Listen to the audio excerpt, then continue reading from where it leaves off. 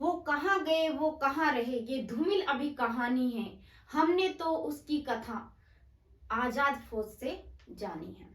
Hello friends, आप लोग गुरुकुल में आप सभी का बहुत बहुत स्वागत है। आज की वीडियो हम जानेंगे सुभाष चंद्र बोस के बारे में। देखिए, सुभाष चंद्र बोस एक महान क्रांतिकारी और देखे तो एक तरह से इन्होंने जो भारत के लिए बहुत कुछ किया, आजादी के ये दीवाने थे, एक निर्भीक, निडर और पराक्रमी स्वभाव के थे।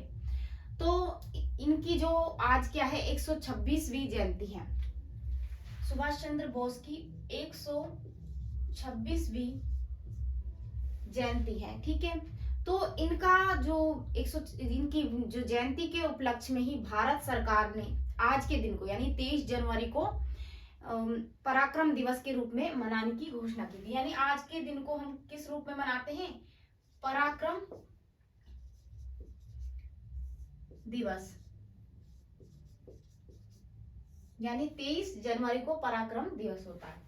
इसके बाद देखते हैं कि इनका जन्म, सुभाष चंद्र बोस का जो जन्म था वो 23 जनवरी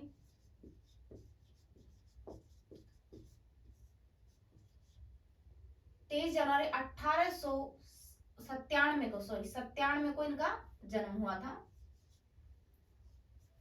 और इनका जो जन्म था वो ओडिशा के जन्म स्थान था कटक, जो कहां पड़ता है? ओडिशा में। ठीक है, इनके जो पिता थे, पिता है जानकी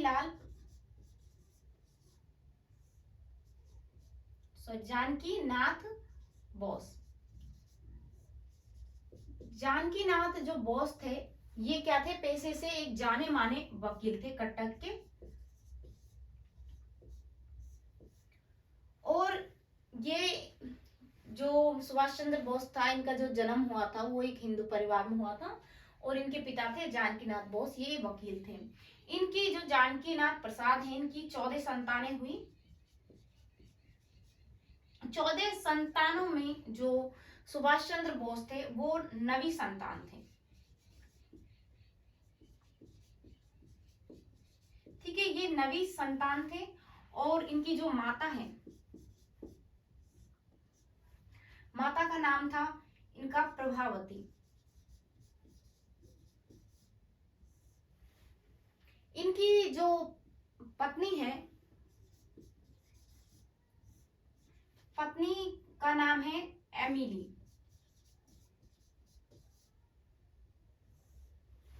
एमिली क्या है? ऑस्ट्रेलिया की रहने वाली थी और ये ऑस्ट्रेलिया गए थे। ऑस्ट्रेलिया में जाने के बाद इनको कुछ टाइप वगैरह करवाना था इंग्लिश में।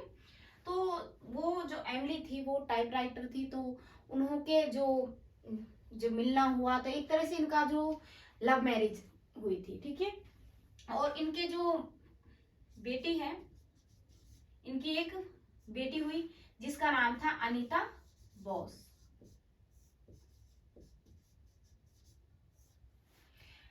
और जो इनकी जो शिक्षा लगाव, इनको सबसे ज्यादा अपने भाई बहनों में जो थे 6 बेटियां थी और जो 8 भाई थे, तो इनको सबसे ज्यादा लगाव जो अपने भाई से था उसका नाम था शरत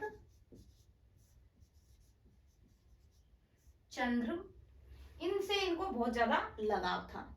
इनकी जो शिक्षा थी, इनकी शिक्षा को देखें तो ये जो स्कॉटिश चर्च, ठीक है, यहां पर इन्होंने 1918 में बीए की डिग्री प्राप्त करी, फर्स्ट डिवीजन से। ठीक है, इसके बाद इन्होंने 1928 में इन्होंने वो में ऑल इंडिया यूथ का यूथ का प्रेसिडेंट चुना गया। ठीक है, ये 1928 में क्या बने थे? प्रेसिडेंट बने। इसके बाद इन्होंने आजाद हिंद फौज का गठन किया था। इनके द्वारा आजाद हिंद फौज का गठन किया सुभाष चंद्र बोस के द्वारा। फिर इन्होंने जो आजाद हिंद फौज का गठन किया तो उन्होंने एक नारा दिया था। नारा क्या था? तुम मुझे खून दो, मैं तुम्हें आजादी दूंगा।